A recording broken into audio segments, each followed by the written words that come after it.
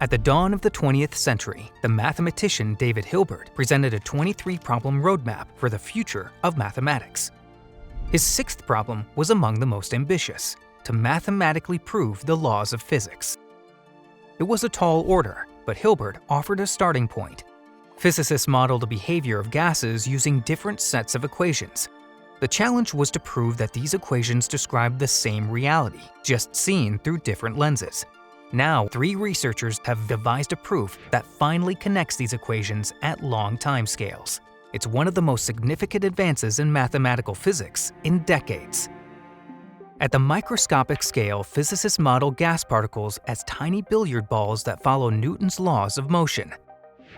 Zoom out to the mesoscopic scale, where the Boltzmann equation describes how groups of particles are likely to behave over time. Zoom out again to the macroscopic level, where you study the behavior of the entire gas as a single substance, using the Navier-Stokes equations. Mathematicians had already proved that a mesoscopic description of a gas gives rise to a macroscopic one in various settings.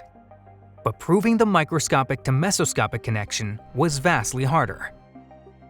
The hardest part is dealing with particle collisions. In a gas where every particle follows Newton's laws, the vast number of possible collisions introduces huge headaches. You're talking about a very large number of particles, a number of particles that in the limit goes to infinity. So those collision histories are very, very, very complicated. Each collision history can be turned into a diagram. Mathematically, this is a graph with nodes that mark the moments when particles collide, and lines to show how those particles move between those collisions. Those diagrams, they recorded certain collision histories of the particles, like saying that particle 1 collided with particle 2, and before that it collided with particle 3. We want to give estimates on the probability of such collision histories, which are probabilities of those very huge graphs. And so the mathematicians Yu Deng, Zaher Hani, and Xiao Ma developed an innovative mathematical algorithm to break enormous collision diagrams into smaller pieces that are easier to study. Then came the breakthrough. The mathematicians realized that they didn't need to follow every possible collision history. Instead, they learned to focus on only the well-behaved ones.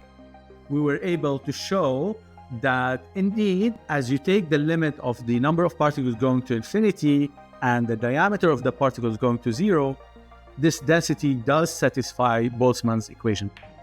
Their work finally completes the solution to Hilbert's sixth problem, a milestone more than a century in the making.